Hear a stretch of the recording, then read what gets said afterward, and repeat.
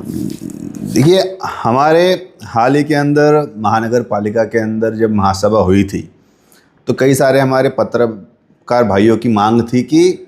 हमें live telecast या फिर लाइव रिकॉर्डिंग करने का मौका दिया जाए। और क्योंकि आप जानते हैं कि भारतीय जनता पार्टी एक ऐसा पक्ष है जो कि गुड गवर्नेंस, जनता के हितों में पारदर्शी तरीके से कार्य करता है, तो निश्चित ही जनता और हमारा जो मीडिया है, जो कि अपने आप के अंदर हमारे देश का एक चौथा स्तंभ है, तो उनका आदर करते हुए मैंने महापौर मैडम से मांग की है,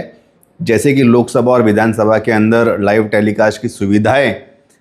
जनता के लिए उपलब्ध कराई गई है, उसी तरीके से महापौर मैडम और आयुक्त साहब संयुक्त बैठक करके एक ऐसा निर्णय लें जिसके अंदर महानगर पालिका के सभी जो जनता के हित के विषय है, जो विकास कार्य भारतीय जनता पार्टी की सरकार माननीय नरेंद्र मोदी जी और देवेंद्र जी के नेतृत्व के अंदर कार्य कर रही है, तो उनके जो मुद्दे हैं वो जनता तक आराम से पहुँचे और सभी लोग समझ पाए कि किस तरीके से हम कार्य कर रहे हैं उनके लिए। देखिए, जब तक कोई निर्णय पारित नहीं होता है तब तक के लिए बिना चर्चा के और बिना आदेश पास किए अगर कोई भी एक्टिविटी होती है, तो निश्चित रूप से महापौर मैडम का कर्तव्य बनता है कि पहले धोरण निश्चित किया जाए, पॉलिसी मेकिंग हो और उसके बाद में उसका इम्प्लीमेंटेशन हो। इसीलिए तो मैंने मांग की है। देखिए, मैं भारतीय जनता पार्टी का नगर सेवक हूँ। उससे पहले मैं एक इस मीरा भाईंदर शहर का भूमिपुत्र हूँ जिसका जन्म यहाँ पे हुआ है। शिवसेना गली का मेरी पैदाइश वहाँ की शिवसेना गली की है, मेरी पढ़ाई वहाँ पे हुई और आज भी मैं वहीं पे रहता हूँ। तो कहीं ना कहीं सामान्य आदमी के बीच से हम कहीं ना कहीं राजनीति के अंदर हमारा प्रवेश हुआ है।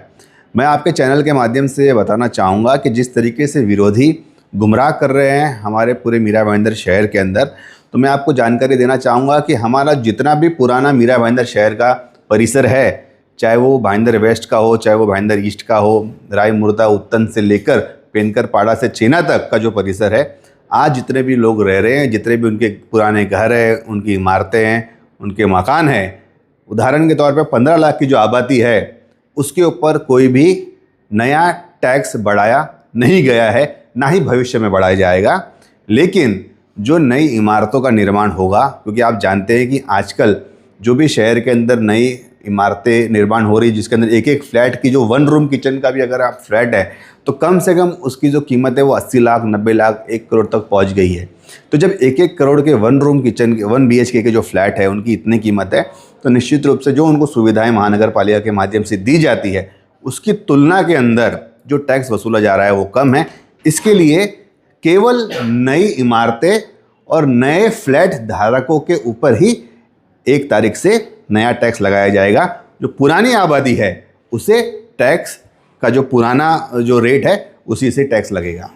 सार्वजनिक शौचालय से एक बड़ा ही गंभीर विषय हाल ही के अंदर इस प्रभाग क्रमांक 1 और जितने भी हमारे स्लम के अंदर जो शौचालय है वहाँ पे जनता के माध्यम से हमारे सामने आया है। चुनाव के पहले ही मीरा भाईंदर महानगर पालिका ने परमानेंट कर्मचारियों की भर्ती की थी, जिसके अंदर सफाई कामगारों को बड़े पैमाने पे नियुक्त किया गया था।